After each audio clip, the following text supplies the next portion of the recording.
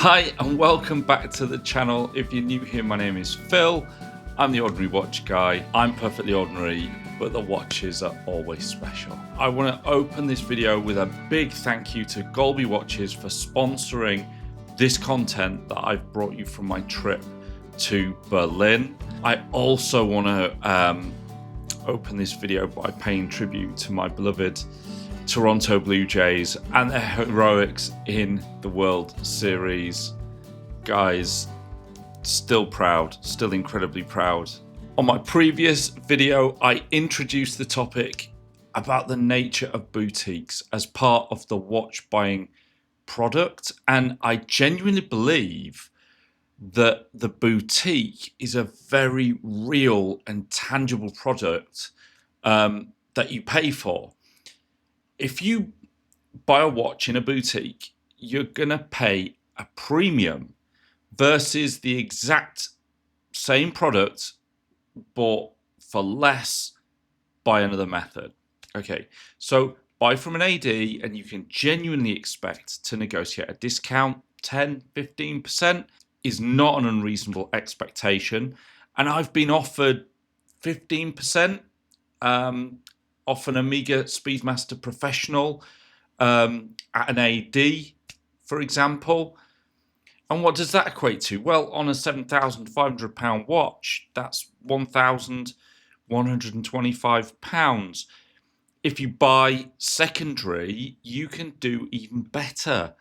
I mean, I can get the same watch in mint condition, a 2025 on import from Japan. You know, the Sapphire Sandwich for less than 4,500 plus my import costs and taxes, which in the UK is unlikely to be much more, in total over £5,500. So on option A, you're paying £1,125 as a premium. On option B, you're paying £2,000 for that boutique experience. And I'm not knocking that.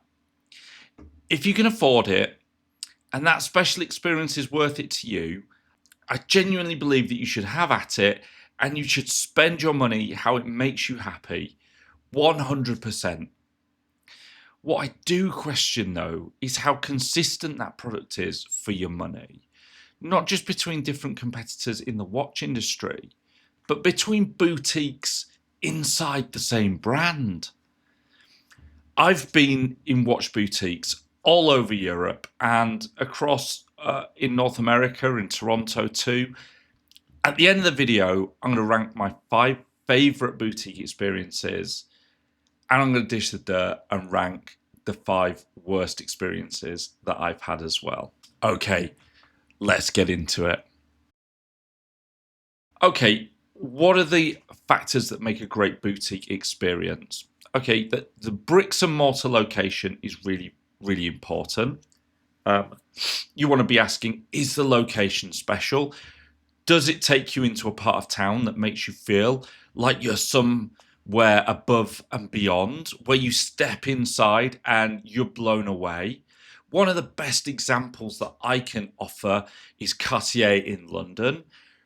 You'll have to work really hard to top this location, what they do and how they're presenting themselves down there. This is the perfect example of a 5-star location presented in a way that you would absolutely expect.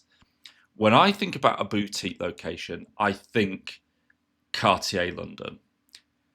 But at the same time, this location highlights perfectly that boutique is more than bricks and mortar. You can't just have a great location that is well presented in a hot part of town. Worst bricks and mortar location? Longines in London. It's like next door to a shop selling mobile phone accessories, and inside it badly needs to be refurbished. You straight up might as well go to an AD. And in fact, I would recommend that if you go to Pisa 1940 in Milan, you would get 10 times the chills from the buying experience. I absolutely promise you. The selection of watches is really important. If I go to a brand boutique, I want to be in the place where I can see everything. I want it to be exceptional that they don't have something. Maybe just one or two pieces that are ridiculously rare, less than a couple of hundred ever made, or something.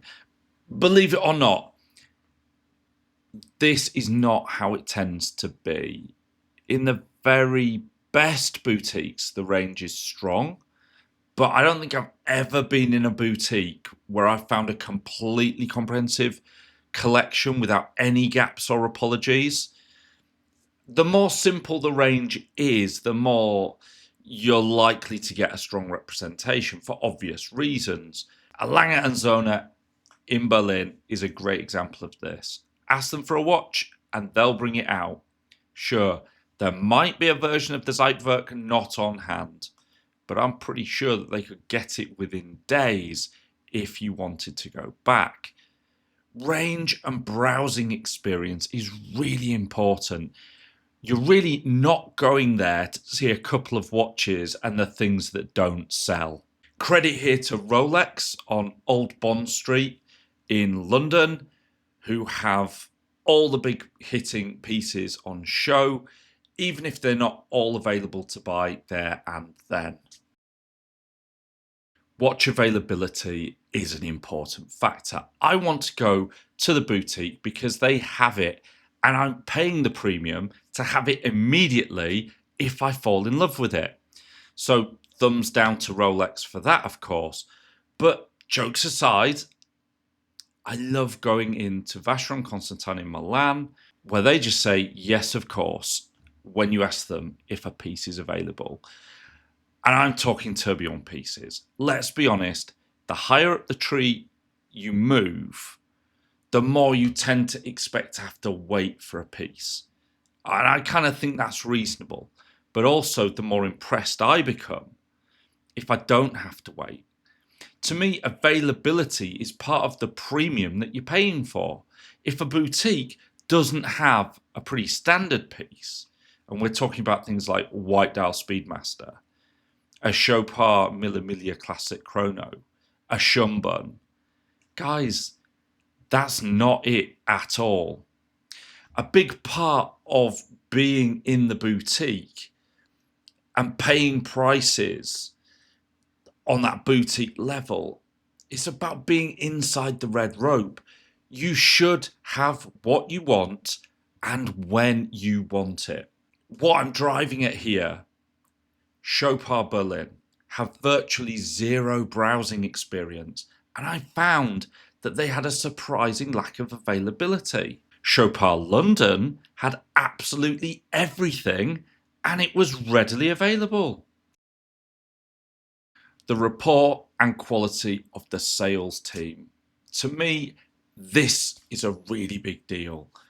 People think that boutiques are intimidating and that the sales staff are there to be snooty, to reassure them that they just don't sell to just anybody.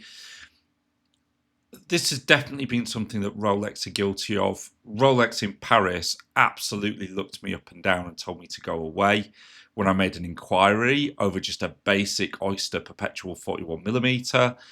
Audemars Piguet have a terrible reputation across the board for using this snooty, arrogant attitude to make their brand seem more unobtainable. I contrast that with the experience that I've had in Patek Philippe in London, where even though the watches were just as unavailable and unobtainable, the people there were more than delighted to welcome me in, give me a free drink, and let me see watches, whether they were immediately available or not.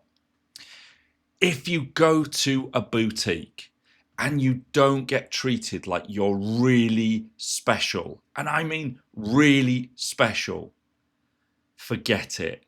Leave.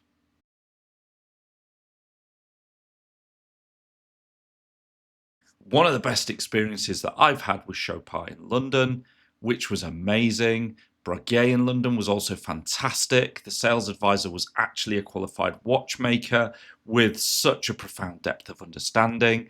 Hublot in Toronto, in Yorkdale were amazing. The best that I've ever had was A Lange & Söhne in Berlin. And if you can get that from the likes of those, you know that actually Rolex in Paris can do so much better.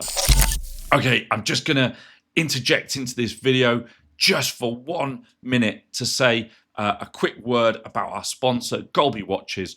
Golby are a micro brand from the Midlands in the UK, UK designed watches, and they are hitting some amazing value in the quality of what they're delivering.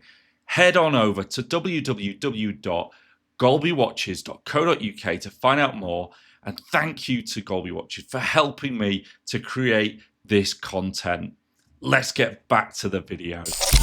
Okay, here you go. Here's my top 5 overall experiences, giving consideration to all the factors that I've listed in this video. In no particular order. Hublot Toronto. Okay, not a historic building because it's a mall location, but the range is incredible. The staff are incredibly knowledgeable and full of enthusiasm. The bespoke artwork is also very cool, and they really do treat you like you're something special. A Lange & Söhne, Berlin. This was my overall best for me. Great location, staff are wonderful, range is absolutely comprehensive. They offer some of the most incredible watches in the world with immediate availability, and they are so nice. They are humble. It's wonderful. Vacheron Constantin, Milan. Want that tourbillon right now? No problem, sir. What would you like to drink? The location is exquisite. Grand Seiko, Paris. This place made me fall in love with Grand Seiko. They were wonderful. I absolutely loved it, and I would absolutely give them my money. Chopard in London. I mean, this is the whole package experience. I would rather buy a Chopard here than have a Rolex from the new Rolex boutique that's just up the road. And I'll give an honourable mention to Montblanc in Berlin.